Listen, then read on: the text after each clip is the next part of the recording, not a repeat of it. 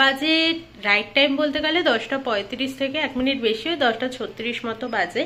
Just আমার পুজো টুজো দেওয়া কমপ্লিট হলো আর কি। আর এই জায়গাটাকেও গুছিয়ে দিয়েছি, বেলুন ফেলুন সমস্তটা আজকে খুলে ফেলেছি। আর আজকে সকাল থেকে একটু রোদ রোদ উঠলো, তারপরে আবারও না মেঘ করে গেল। একদম বাজে ওয়েদার, মানে এমন একটা ওয়েদার কি আর বলবো। Good morning, welcome back to our channel. আশা করবো তোমরা প্রত্যেকে ভালো আছো, আমরাও ঠিক আছি। তো ঠান্ডাটা আমার অনেকটাই কমে গেছে বলেই মনে হচ্ছে। এখনই কিছু বলবো না, পুরোটাকে কমুক তারপরে। তো সকাল থেকে না মোটামুটি কাজ চলছিল আর কি। আর এখন আমি করব রান্না। রান্না বলতে আজকে করব হচ্ছে তেল দিয়ে বেগুনটাকে ওই ভাজবো মাছের তেল দিয়ে, আর হচ্ছে করব ফুলকপি আলু দিয়ে, এসব দিয়ে মাছের ঝোল করব। তো এই দুটো রান্নাই করব। চলো আস্তে ধীরে যাই রান্নাঘরে। এখনো কিছু রান্নাঘরে গোছায়নি, এমনি বাসনপত্র সমস্তটা মাজা, রান্নাঘর ক্লিন আছে। গিয়ে রান্নার সমস্ত কাজকর্ম এখনই করতে হবে, কাটা বাটা কিছুই নেই। এখানে একটুখানি চেঞ্জ করলাম, এখানে বেগুনটা কেটেছি, মাছের তেলটা আছে, আর এখানে 2 পিস মাছ নিয়ে নিয়েছি, কিন্তু ফুলকপি আলু এসব কিছুই কাটিনি। কারণ ভেবে দেখলাম ওই তেল বেগুনটা ওটা অনেকটাই হবে, কারণ তেলটাও অনেকটা রয়েছে, আর বেশি দিন রাখবো না, তাই আজকেই দিয়ে দেবো বেগুনটাতে পুরোটাই। একদম সামান্য তেল দেবো, মানে একদম না দেওয়ার মতো তেল দিয়ে বেগুনটাকে প্রথমে একটু এদিক ওদিক নাড়াচাড়া করে নেবো আর কি, তারপরে তেলটা দিয়ে ভাজা ভাজা করব। তো ওই জন্য ভাবলাম ওটা দিয়েই বেশি ভাত খেয়ে নেবে ও, তাই জন্য আর মাছের মধ্যে আলাদা করে কিছু সবজি দেবো না, সেটাই ঠিক করলাম। তো আমার মনে হয় সেটাই ভালো হবে। টমেটো দিয়ে, কাঁচা লঙ্কা, ধনেপাতা দিয়ে এমনি শুধু করবো আর কি। জাস্ট একবার দেখো বেগুনটা তেল দিয়ে করেছি, তেল তো নয় প্রচুর বেরিয়েছে। তেলটা তেমন একটা ভালো ছিল না বলে আমার মনে হচ্ছে বেগুনটা না পুরো কালো হয়ে গেছে। কি আর বলবো, কি বাজে দেখতে লাগছে। যাই হোক, খেতে ঠিকঠাকই হয়েছে, একটু তিতকুটে ভাব আছে তেলটায়, যার জন্যই কালো। আর যে তেলটা মোটামুটি বেরিয়েছে ওটা ফেলেই দেবো, কাচিয়ে তুলে নেবো জাস্ট আমি বেগুনটাকে।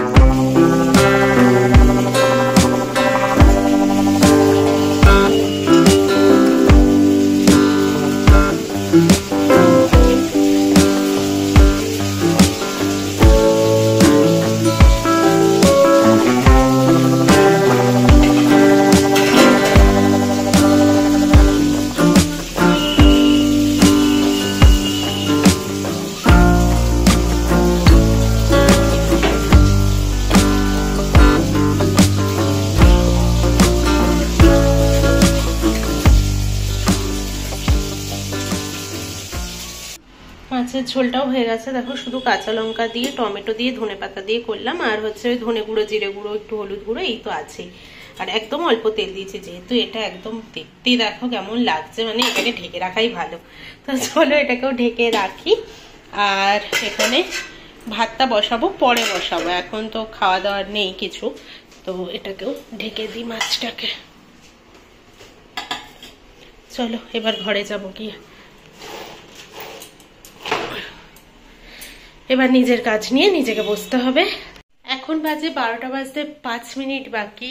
আর প্রমি আজকে নিজের কাজে বেরিয়েছে, ও অফিস যায়নি, তাই জন্যই আমাকে রান্নাটা পরে করতে হলো। আমার 12টার মধ্যে কাজ কমপ্লিট করতে হতো নিজের, তো 5 মিনিট হাতে রয়েছে।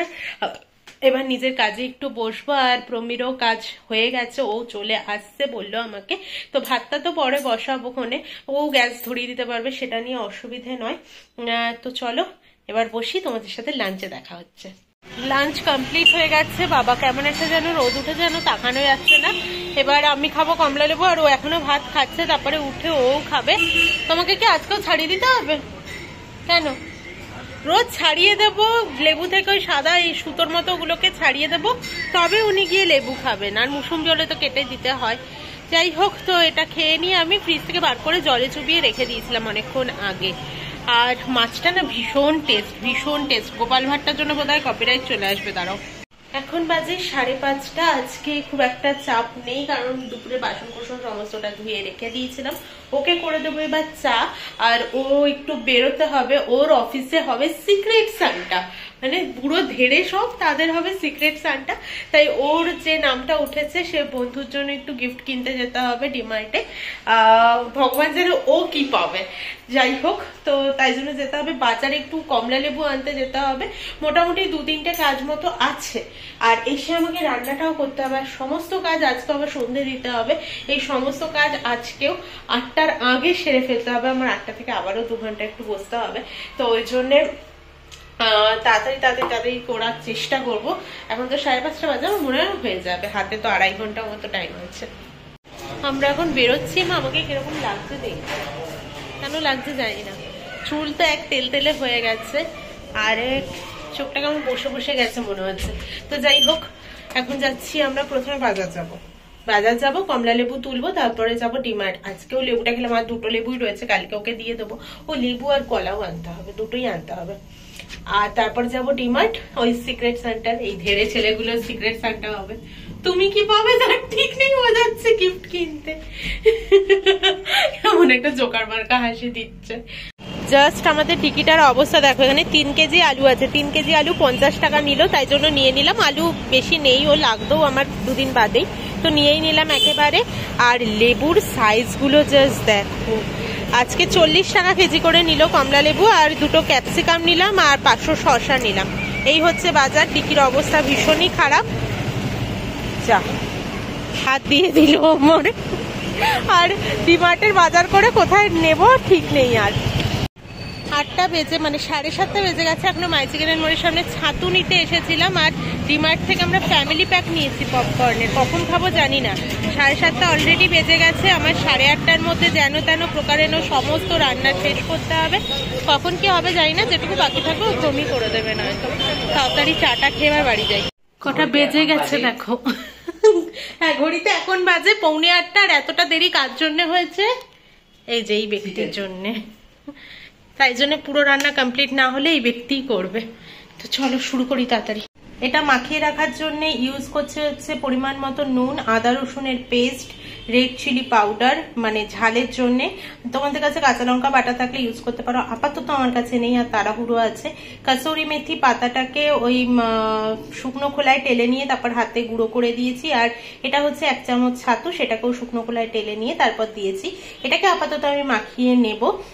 তারপর আমি মাখিয়ে নিয়ে আর ক্যাপসিকাম পেঁয়াজটাকে কেটে নিয়ে তারপর ওটাকে ধুয়ে এটার মধ্যে নিয়ে মাখিয়ে রাখবো। তোমাদের হাতে সময় যদি থাকে তাহলে একসাথে মাখিয়ে অন্তত পক্ষে 1 ঘন্টার জন্য রেখে দেবে। যেহেতু আমার তাড়া আছে তাই 2টো কড়াই আমি বসিয়েছি, মানে এটাতে ফ্রাইং প্যান বসিয়েছি, এটাতে কড়াই বসিয়েছি। ফ্রাইং প্যানটাতে আমি জাস্ট দেখো একদম সামান্য তেল ব্রাশ করে নিয়েছি, আর ক্যাপসিকাম পেঁয়াজ কিউব করে কেটে এটার মধ্যে দিয়ে দিয়েছি। তোমরা চাইলে টমেটোর ওই বীজগুলো ফেলে দিয়ে এটাও দিতে পারো, কিন্তু প্রমি খুব একটা ভালো খায় না, আর আমারও ঠিক ভালো লাগে না, তাই আমি কিউব করে টমেটোটাকে দেই না, ক্যাপসিকাম আর পেঁয়াজটাকে দিয়েছি। ক্যাপসিকামের গন্ধটা ভীষণ ভালো লাগে। আর তোমরা যারা চাও তারা ক্যাপসিকাম পেঁয়াজটাও স্কিপ করতে পারো, তবে আমার মনে হয় দিলে খুব ভালো লাগবে খেতে। আর এটাতে আমি মশলাটা কষাবো, কারণ এটার মধ্যে আমি পেঁয়াজ আদা রসুন এটা বেটে নিয়েছি, এটা প্রমি বেটে দিয়েছে।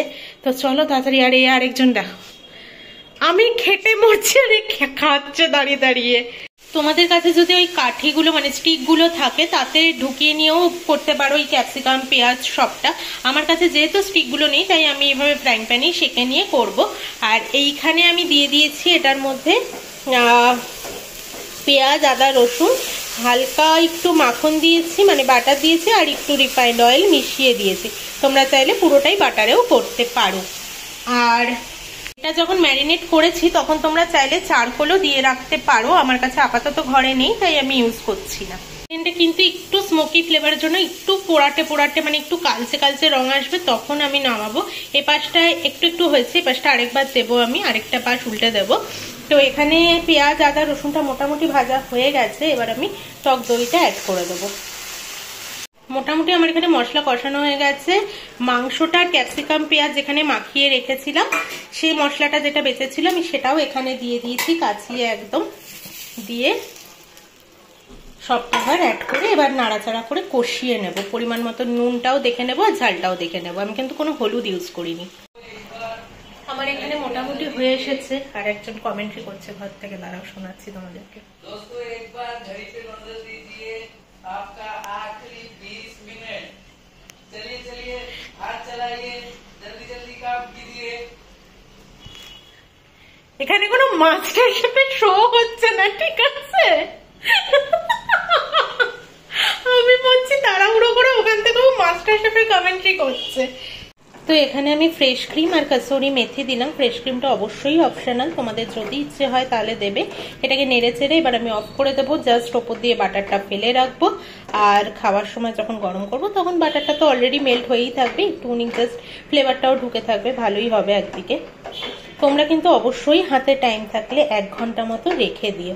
আর এটার ওপরে পারলে বাটারের একটা তড়কাও লাগাতে পারো, কাসুরি মেথি পাতা আর রেড চিলি পাউডার দিয়ে। দেখে আমিও ভাবছি তড়কাটাই লাগিয়ে দিই। এটাকে এরকম দেখতে হয়েছে ফাইনালি। আর এবার আমি তড়কাটা লাগিয়ে দেবো। বাটার আছে, কাসুরি মেথি পাতা অল্প দিয়েছি, যেহেতু আমি দিয়েছিলাম মাখানোর সময় দিয়েছি, আবার পরেও একটু দিয়েছি, তাই একদম সামান্য পরিমাণেই দিয়েছি। আর লঙ্কার গুঁড়ো দিয়েছি, কাশ্মীরি রেড চিলি পাউডার। এবার এটাকে অ্যাড করে দিয়ে ঢাকা চাপা দিয়ে চলে যাবো। বেশি বকবক করতে পারবো না, একদম সমস্তটা মেজে ঘষে পরিষ্কার করে দিয়েছি। আর বেজেও গেছে পাক্কা 8:30। চলো আবার 1-1.5 ঘন্টা বাদে তোমাদের সাথে দেখা হচ্ছে। তো বেজে গেছে 9:45। এখন বসাবো পরোটা। আজকে অনেক মাস বাদে আনা হয়েছে মালাবার সেই পরোটাটা। আগে একটু খাওয়া হতো, তাও মাঝে একদমই খাওয়া আমরা বন্ধই করে দিয়েছিলাম। তো আজকে আবার এনেছি, তো সেটাই ভাজবো। যেহেতু টাইম খুব শর্ট ছিল হাতে, আমি জানতাম, তাই জন্য নিয়েই আসা হয়েছিল। এখন তো এবার সেঁকে নেবো আর চিকেনটা দিয়ে নিয়ে নেবো। চিকেনটা দেখে নিই দুধটা কেমন হয়েছে। তোমাদেরকে একজনে দেখিয়ে দিচ্ছি, জাস্ট দেখো। ওফ, এখনো নাড়া দিইনি আমি, গরম করার সময় একটু নেড়ে নেবো। জাস্ট অসাধারণ দেখতে হয়েছে। খাবার আমি বেড়ে নিয়েছি, এখানে আমারটার ওইখানে, এখানে ওরটা আর ওটা আমার। তো চলো এবার আজকের মতো তাহলে এখানেই শেষ করছি। খেতে দুর্দান্ত হয়েছে, এটা আর বলার অপেক্ষা রাখে না, নুন টুন দেখে বোঝাই গেছে। তো চলো আজকের মতো টাটা, গুড নাইট। কালকে আবার আসছে একটা নতুন ব্লগের সাথে।